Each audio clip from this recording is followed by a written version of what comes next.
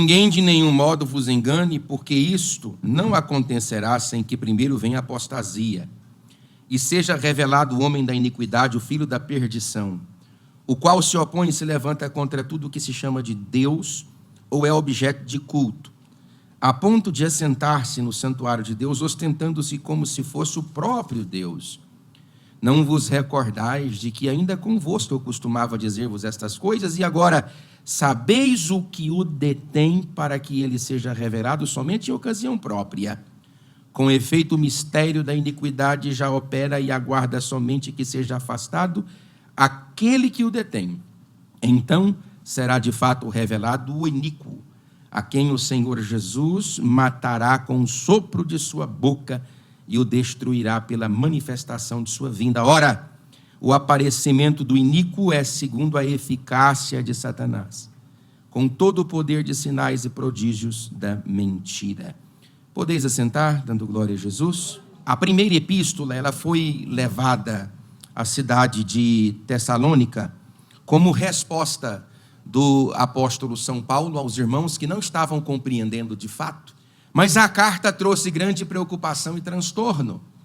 Os irmãos daquela igreja tiveram profundas dificuldades com o entendimento escatológico. E olha, para dizer a verdade, a escatologia bíblica é uma das doutrinas sistemáticas mais complicadas de serem entendidas na Bíblia Sagrada.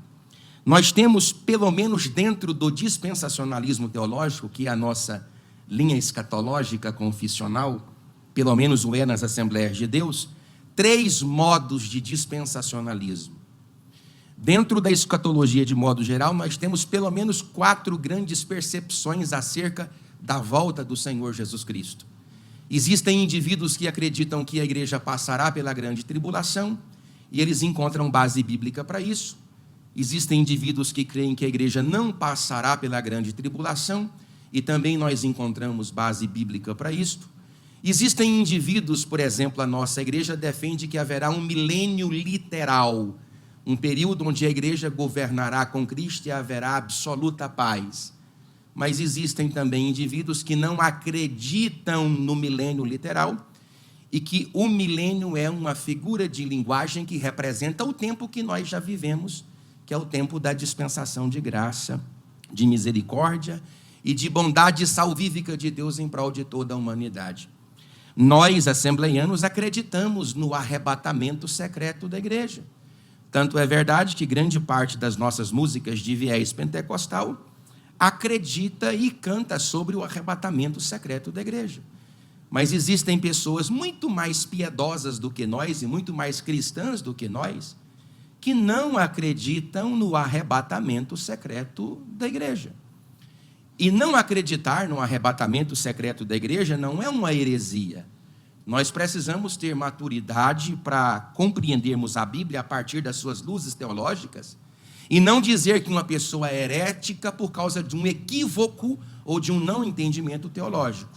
Um equívoco teológico, um não entendimento teológico, uma discordância teológica não faz do indivíduo herético. As pessoas que não creem no arrebatamento secreto da igreja, elas não creem que Jesus vai voltar 2 vezes, como nós acreditamos.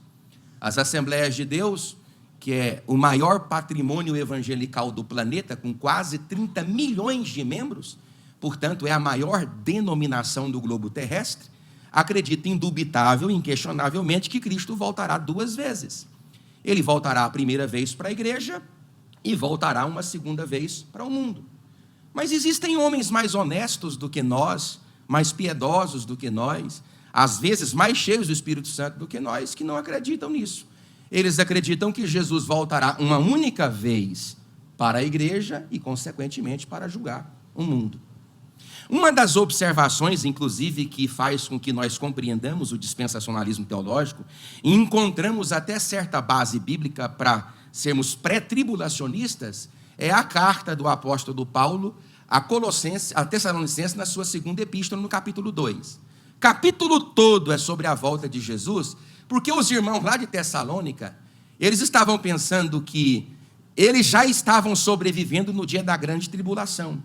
Se você pegar, por exemplo, o que o apóstolo Lucas escreveu, ou que São Lucas escreveu no Atos dos Apóstolos, havia uma grande perseguição, desde a perseguição júlio-claudiana, a partir do ano 48, 52, 54, e essa perseguição chegou ali. Os irmãos pensavam que aquele tempo era o tempo já do arrebatamento da igreja, que Jesus voltaria.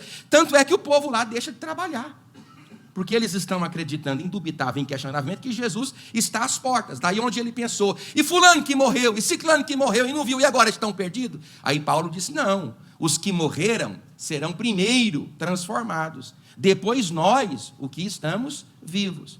Só que Paulo falou assim, duas coisas eu vou dizer para vocês, ficar tranquilinho no coração. O quê? Antes de Jesus voltar, é preciso que se manifeste a apostasia. Inclusive, irmãos, nós estamos numa semana de casais aqui na igreja. Olha aqui para mim, lindeza. Olha aqui para mim, lindeza.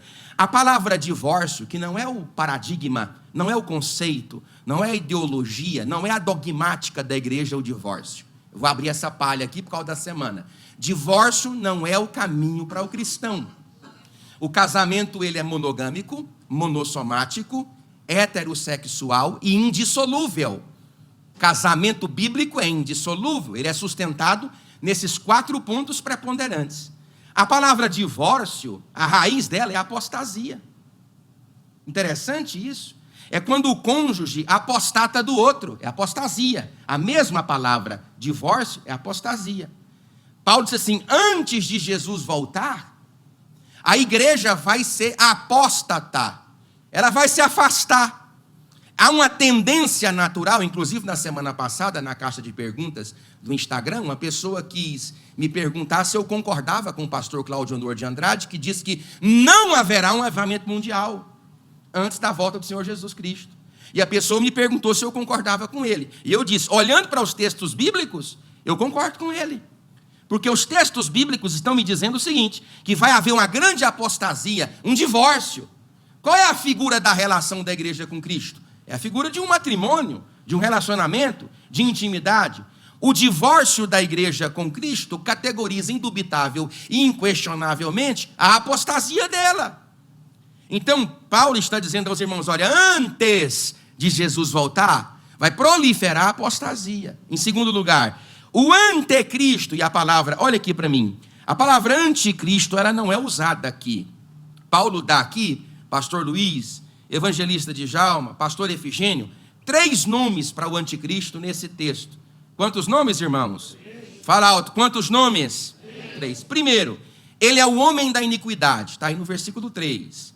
Ele é o homem da iniquidade, é anthropos harmatia, da onde vem a harmatiologia, que é a doutrina que explica a maldade no mundo. É uma tentativa, inclusive, com Leibniz, para responder o dilema de Epícoro. Aquela ideia de que se Deus é totalmente bom e o mal existe no mundo, então Deus não é totalmente bom, porque um Deus unibenevolente destruiria o mal. E aí alguém vai dizer, não, Deus é totalmente bom, então ele não pode destruir o mal, ele não é onipotente. Não, ele pode destruir o mal, então ele não é onisciente, porque ele não sabe onde o mal está. Porque se ele é totalmente bom e totalmente poderoso e não destrói o mal, porque ele não sabe onde o mal está. Então, para responder esse problema, tem estas sistemáticas. E a Bíblia vai dizer aqui, Paulo vai dizer que o anticristo é o homem da iniquidade, é o homem do pecado. E é interessante que todas as vezes que eu carrego na minha vida uma vida de pecado, uma vida pecaminosa, existem vários níveis de pecados, eu já disse aqui para você, existem, inclusive na Renascença, antes da Renascença, na Idade Média, a Igreja Católica Apostólica Romana categorizou pecados em 2 classes, pecados veniais e pecados capitais. Pecados veniais são pecados que eu cometo não para a morte, pecados capitais são pecados que eu cometo para a morte. A gente tem essa separação na história do cristianismo. Discutiu-se muito o que era um pecado capital. Eles tinham 3 pecados como sendo pecado capital. Repita comigo: fornicação, adultério, apostasia, idolatria. Para os pais da igreja, pastor Efigênio, esses 4 pecados eram capitais. Tanto é fato que havia uma disputa teológica para saber se quem era apóstata, adultério, fornicário ou idólatra poderia ser reaceito na igreja se saísse dela. Essa discussão aconteceu no tempo da perseguição de Décio, em 251 da era cristã. Aconteceu essa discussão entre Cirilo. Essa discussão também aconteceu em 303, durante a perseguição de Vespasiano, entre Donátio e Santo Agostinho. Foi quando Agostinho de Hipona disse: irmãos, a igreja é uma grande arca de Noé, dentro dela tem animais impuros e animais puros, deixa o povo entrar nela. A ideia de Agostinho de Hipona era que, se o indivíduo impuro fosse estar dentro da igreja, o poder da palavra podia redimir aquele indivíduo do seu pecado e o nome de Jesus ser glorificado na sua vida. Então o anticristo, ele é o homem do pecado. Repita comigo no 3, homem do pecado. 1, 2, 3. Filho da perdição. Uios apoleia, que é a palavra grega utilizada por Paulo aqui, para dizer que ele é o filho da perdição. Eu até contei para vocês na semana passada o encontro de Policarpo com Márcion. A igreja teve 3 grandes inimigos nos primeiros e segundos séculos da era cristã: o marcionismo, o montanismo, e o outro inimigo era o gnosticismo. Márcion, ele era gnóstico e ele selecionou para si a Bíblia, que era a Bíblia antes da igreja ter selecionado o cânon do Novo Testamento. Ele encontrou com Policarpo em Roma e ele disse para Policarpo: tu sabes quem eu sou? Policarpo olhou para ele e disse: eu sei, tu és o primogênito de Satanás. Por quê? Porque o anticristo, como filho da perdição, levanta para si pessoas que também andam no mesmo aspecto de comportamento do que ele. Pessoas que são filhos da perdição. Repita comigo: ele é o iníquo. No 3, 1, 2, 3. A palavra aí é onomos, traduzido por iníquo. O que significa isso? Que significa ilegal, fora da lei.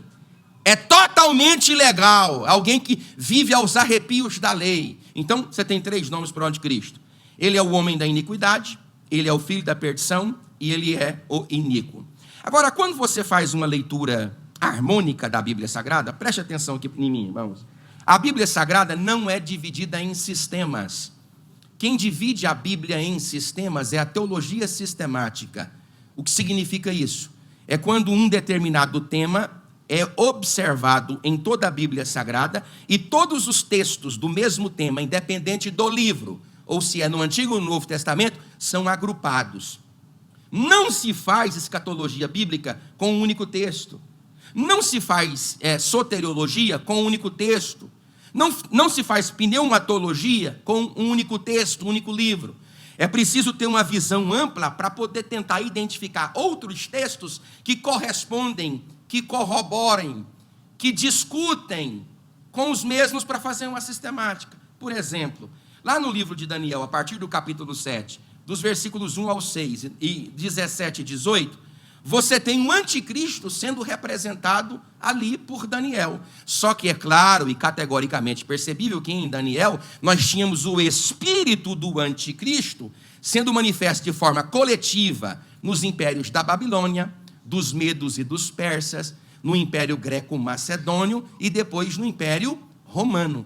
E nós tínhamos individualmente o anticristo sendo tratado em Daniel, capítulo 7, do versículo 21 ao versículo 25, na figura de Antíoco IV Epifânio, que consagrou Beit Hamigdash, o templo de Jerusalém, a Zeus, e sacrificou no seu altar uma porca, provocando a revolta que todos nós conhecemos como a revolta macabeia, a revolta dos macabeus. Nesse período, o templo foi profanado. E na leitura cronológica das profecias de Daniel, o anticristo ali é Antíoco IV Epifânio. Todos vocês sabem, já de me ouvir falar 2 ou 3 vezes, que os irmãos de Alexandria, ou seja, os Ptolomeus de Alexandria e os Seleucidas da Síria, disputavam a carga tributária da Judéia, Pérea, Idumeia, Samaria e Traconíades, todos os anos, que era de 800 talentos de ouro. Então, uma hora a carga tributária ficava com os Ptolomeus no Egito, outra hora ficava com os Seleucidas na Síria. Houve pelo menos 5 grandes debates governamentais para pegar o dinheiro da Judéia, até que a Síria vence em 160, 167 e profana o templo, começa a revolta dos macabeus. Só que surge o pé da estátua. Quem que é? Roma. Aí Roma invade a Israel. Com quem? Com Pompeu, na 7ª década antes da era cristã. E ele vence a cidade, e ali ele toma o poder, coloca Pilatos. Aí é onde começa a confusão. Grande parte das pessoas que liam o Novo Testamento não compreendem historicamente os milindres do Novo Testamento, porque não conhecem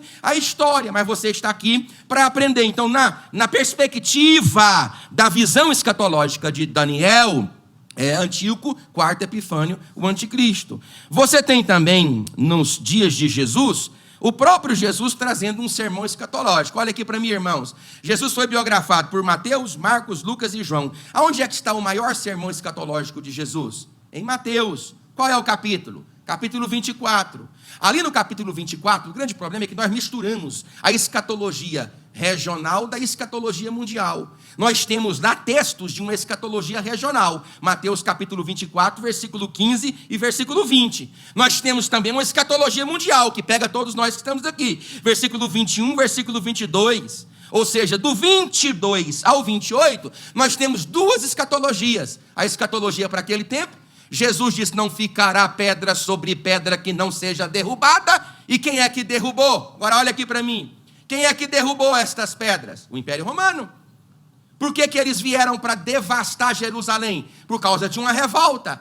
Quem eram os revoltos desta época? Os zelotes. O que os zelotes queriam? Retirar o governo e o império de quem? De Roma. Começou-se uma revolta dos zelotes quando? Em 60, 61, 62. Só que Tito, que era filho de Vespasiano, veio pela Galileia, venceu Flávio Josefo, que fazia parte da liderança de resistência na Galileia. Ele comungou o caminho das pedras, chegou até Jerusalém, e no ano 70 houve a maior diáspora judaica. Os filhos de Israel foram consumidos. Aonde é que estão estas verdades escatológicas regionais? No sermão de Jesus, no capítulo 24 e no versículo 15. Quando Jesus disse, não ficará pedra sobre pedra que não possa ser derrubada. Lá na minha biblioteca, lá em casa, eu tenho 8 livros de Flávio Josefo, chamado As Guerras Judaicas. Sabe o que ele disse lá? Que no pórtico de Salomão, o sangue dos judeus dava no joelho dos cavalos. Tamanho foi a mortandade, sabe por quê? Porque quase 1 milhão de pessoas entraram para dentro das muralhas. Sabe por quê? Que eles acreditavam que por causa do templo, Deus protegeria Israel. Só que Deus não protege a Israel por causa de templo. Deus protege o seu povo por causa do seu propósito. E quem vive debaixo do propósito de Deus é protegido pela glória do seu nome. Você pode levantar a sua mão e dizer graças a Deus. Então aí tem que conhecer. Eu sei que é cansativo, dói a cabeça, queima fosfato, pastor Efigênio, mas tem que conhecer, não é verdade? Agora outra coisa aqui, ó. Paulo mostra como será o anticristo. Eita, pastor, eu quero saber agora quem é que é o anticristo. Aí eu não vou falar. Aí o senhor não sabe, eu não. Você sabe? Eu não sei. O senhor acha que ele está na terra? Desde quando Daniel disse que ele está na terra? Como? O espírito dele está na terra. As impulsações, as inclinações, as malignidades, ele está aguardando o tempo de sua manifestação. Há quem diga que corrobora-se todo o aspecto global para que essa construção de entendimento seja manifesta nessa geração. Há quem diga, eu não posso duvidar. Mas olha o que Paulo fala aí, ó. Paulo mostra como será o anticristo. Repita comigo no 3, o qual se opõe. 1, 2, 3. O qual se opõe. De novo, 1, 2, 3. O qual se opõe. Então está aqui, a primeira coisa que ele vai fazer e como ele vai ser, meus queridos irmãos, meu irmão Charles, amado irmão, é que ele surgirá da grande apostasia, do divórcio, da separação. Irmãos, olha aqui para mim, por favor. Irmãos, eu estava vendo um documentário sobre uma mega igreja lá do Canadá, que vem desfinhando e caindo no pragmatismo. Sabia que os pastores destas megas igrejas estão fazendo pesquisas de campo denominacional para saber que palavra que o povo quer ouvir? Quais são as vertentes que mais... Irmãos, olha aqui para mim, aqui não é um balcão não, aqui é um púlpito. E eu não sou gerente de Deus para você falar, pega isso que eu quero agora. Não, eu sou servo de Deus, um profeta de Jesus Cristo. Eu não estou aqui para falar o que eu quero e nem o que você quer. Você não está aqui para prestar um culto para você. Você está aqui para adorar o Rei da Glória. O Senhor de todos, Ele está nesta casa. Você crê nisso? Diga glória a Deus. Então eles estão fazendo pesquisas para saber o que, por exemplo, eu hoje disponibilizo um curso pela internet. eu preciso atuar na dor do indivíduo, e tão certo como eu preciso atuar na dor, eu tenho que também ter a cura. Só porque eu não posso fazer do púlpito um lugar onde eu construo uma cura, uma dor para te vender uma solução. Eu não posso fazer disso na igreja. Igreja não é comércio, igreja não é mercado. Hoje entrou dentro da igreja o secundarismo, o subjetivismo, o pragmatismo. São sintomas, são emblemas que vão se categorizando um divórcio entre a igreja e o que é espiritual, entre a igreja e o que é moral, entre a igreja e o que é princípio, entre a igreja e o que é bíblico, entre a igreja e o que é da parte de Deus. Nós estamos vivendo num tempo de profunda apostasia, e é o sintoma primário para evidenciar a manifestação do anticristo. As pessoas perderam paixão em Deus, perderam amor em Deus. Muitos de nós nem cremos mais que Jesus vai voltar para buscar a sua igreja. E aqueles que creem, a sua crença é fragilizada, é fracassada. Porque se fosse forte, estava lutando para evangelizar mais, pregar mais, viver mais perto de Deus. Então, ele vai surgir com grande apostasia. E se levantará, repita comigo, irmãos, contra tudo, bem alto, que se chama Deus. Então ele é o homem do pecado. O que é o pecado? O pecado é a soma total das forças que fazem com que a minha personalidade seja distorcida. Isso é pecado. No hebraico, pecado é quebra de lei. No grego é erro do alvo. Isso é pecado. O anticristo é o homem do pecado. Quando eu peco de forma exacerbada, voluntária, espontânea, quando eu peco aqui na igreja, eu fico, quando você peca, o que é isso aí, irmão? Qual o problema aí? O que é? Deixa passar aí até o rato. Problema não, passa rato. Irmão, passa aqui. Você tem que prestar atenção no que o pastor Presta está falando. Você está ouvindo o que o pastor está falando? Diga glória a Deus. Acalmai-me, Senhor, nesta hora, Senhor. O culto já é chato. Concorda comigo? Porque se eu tivesse aqui no reto é fly, mas o culto é chato. O trem, né? Mas que Deus repreenda todas as baratas pelo poder da sua glória. Diga amém, irmão. Então, vai se levantar contra tudo que se chama de Deus. Ele é o homem do pecado. Quando você vive na prática do pecado, você está agindo de acordo com o espírito do anticristo. Vamos aqui ler para caminhar. Ou é objeto de culto a ponto de assentar-se no santuário de Deus. Repita comigo. Ele será apóstata. É o homem do pecado. É objeto de adoração. O anticristo é objeto de adoração. A palavra anti não significa, nem sempre é contra, é no lugar de, é assentar no trono que é de Cristo. Agora, olha aqui para mim, queridos. Cristo está assentado no trono das suas decisões? Cristo está assentado no trono das suas vontades? Cristo está assentado no centro da sua vida, do seu casamento? Não está. Então, quem está assentado é você? Qual que é a perspectiva que nós temos aqui? É fazer com que Cristo lidere a nossa vida, lidere a nossa alma, lidere a nossa história. Você está aqui num culto doutrinário para aprender que você pode ser dominado pelo poder do Espírito Santo e que Ele pode transplantar para você a sua natureza pelo poder do seu Espírito, e frutos de vida eterna vão gerar na sua vida, e o nome de Jesus há de ser glorificado. O anticristo, ele vai assentar na cadeira de Deus porque ele quer ser o quê? Ele quer ser adorado.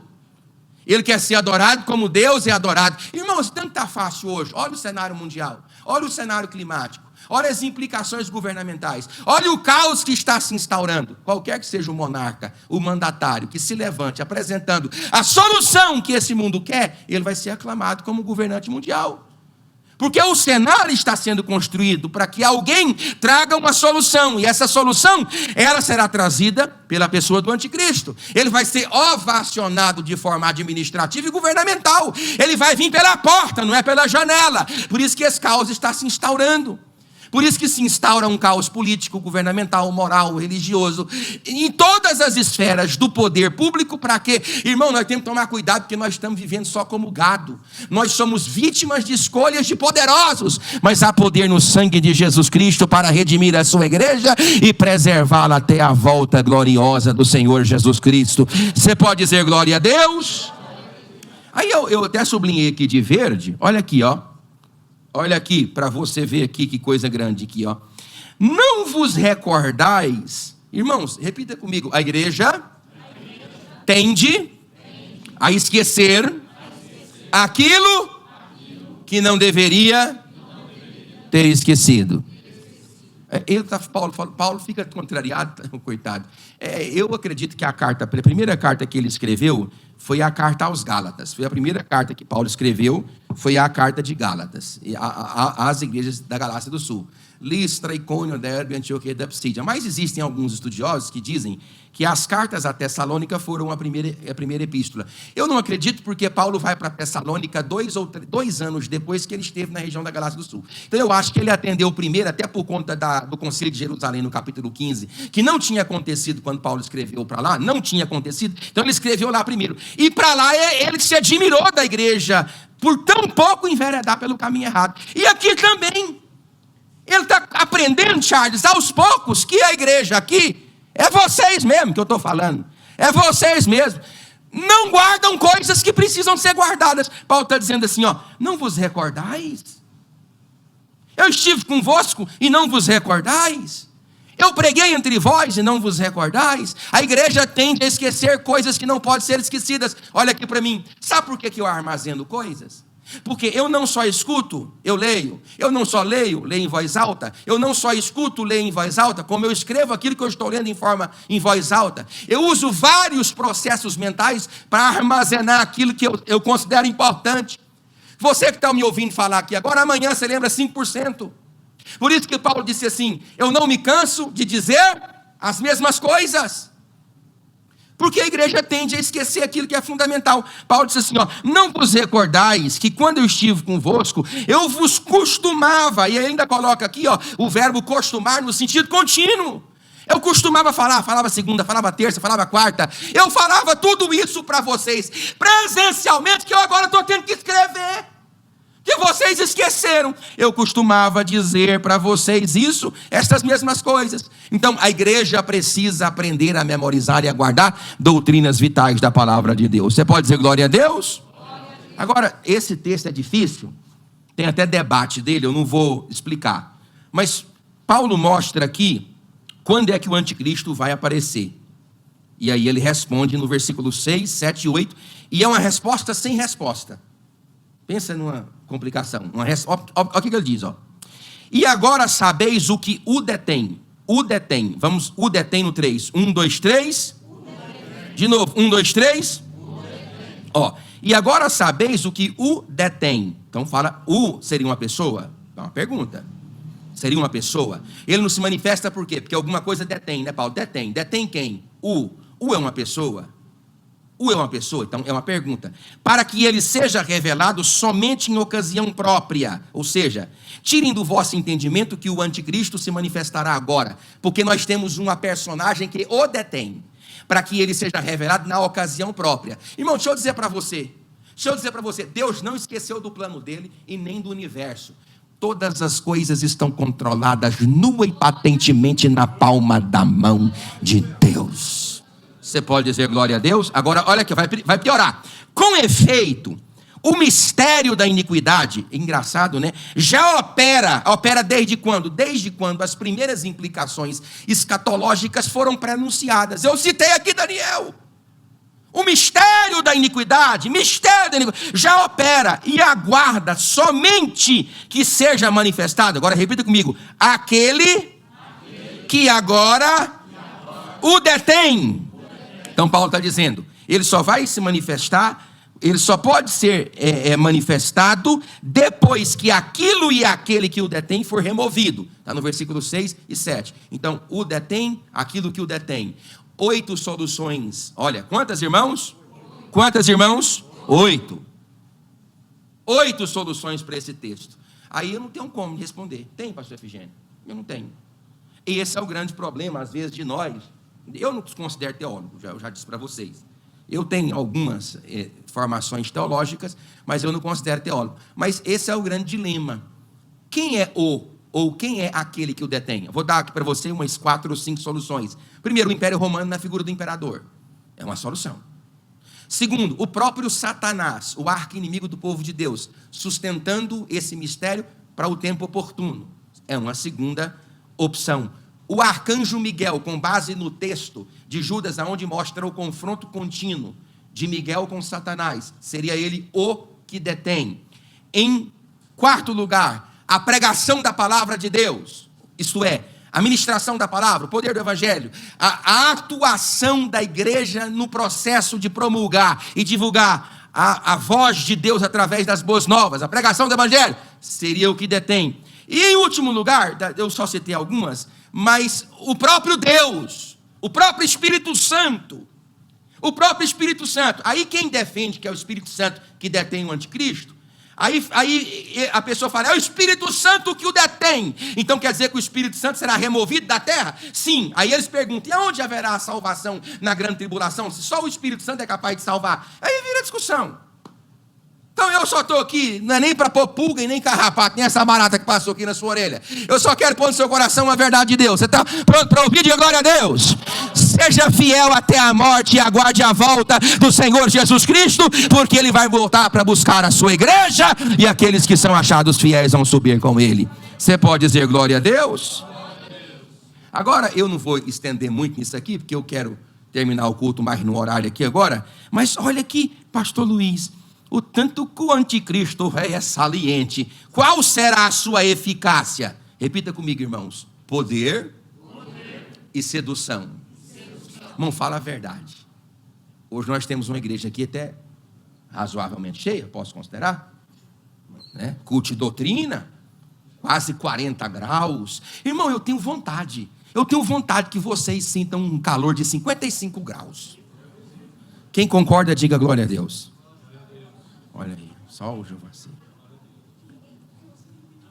Igual eu já senti em meses, 55 graus. Então, aqui a igreja, eu concordo com os irmãos, a igreja, posso falar que a igreja está razoavelmente cheia, culto de doutrina, calor absurdo desse, povo sentado para ouvir um sermão, sermão espada, que é o sermão que é chato e comprido, povo aqui parado para ouvir, louvado seja Deus, bendito seja o nome do Senhor. Mas você quer coisa melhor do que poder e sedução? São as armas do anticristo.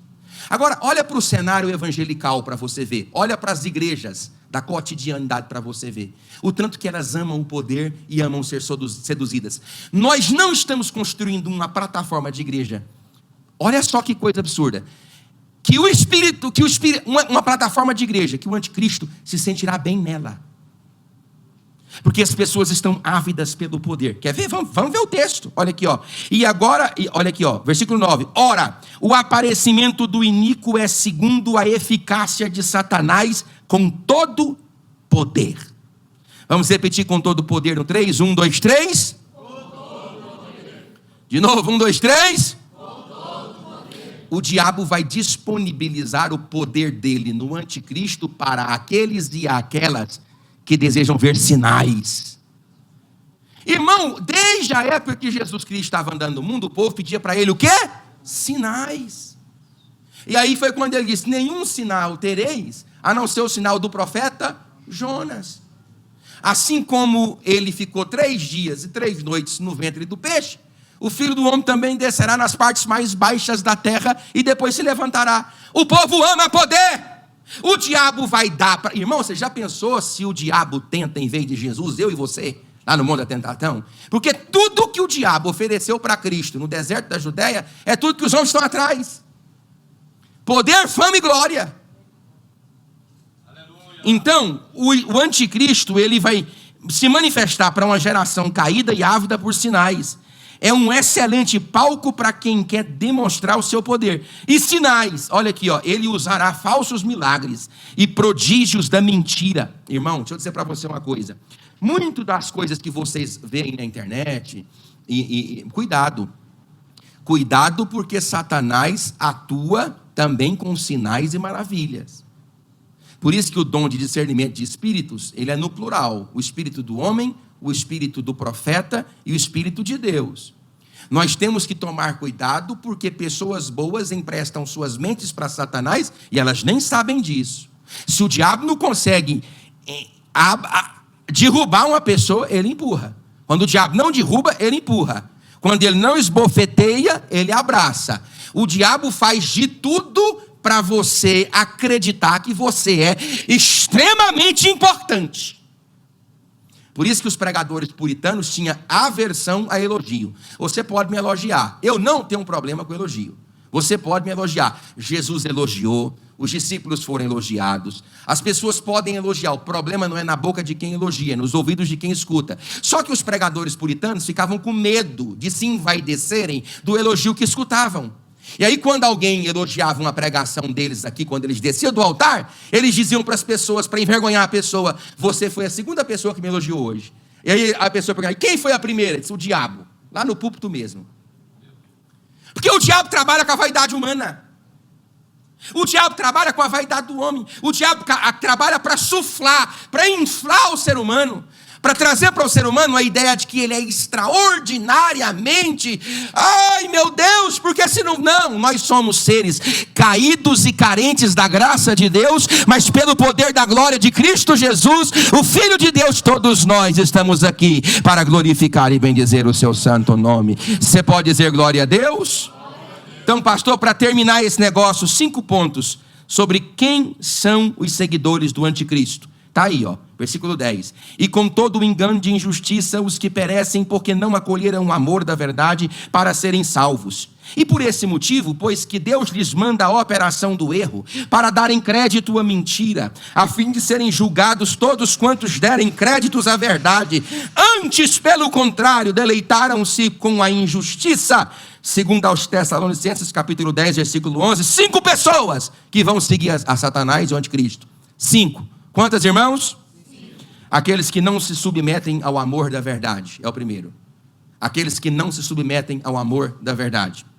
Não se submetem ao amor da verdade. Está aí no versículo de número 10. Segundo, aqueles que não creem na verdade, ou seja, não dão crédito na verdade. Você acha, irmão, que está fácil hoje você pregar a verdade nesse tempo? Sabe por quê? Olha aqui para o pastorzinho aqui, para a barriguinha do pastor, a verdade é relativa hoje. Você sabe que aqui um professor universitário, o que uma grande mídia fala? Que a verdade não é absoluta, a verdade ela é relativa. Só que eu vou dar para você que verdades são absolutas. Qual é a cor? Fala bem alto. Qual é a cor do banco que você está sentado? Qual é a cor do banco que você está sentado? Se eu te disser que ele é vermelho, que cor que ele é? Se eu te disser que ele é preto, que cor que ele é? Mas se eu disser que ele é amarelo, que cor que ele é? Essa verdade ela é uma verdade absoluta. Sabe o que o mundo fala? Que não existem verdades absolutas. Que toda verdade ela é relativa circunstancialmente ao ambiente ou ao modus operandi. É a própria ideia da ethos aristotélica que eu ministrei na faculdade de filosofia. Aristóteles acreditava que a ética era um padrão comportamental ligado à sociedade e à cultura.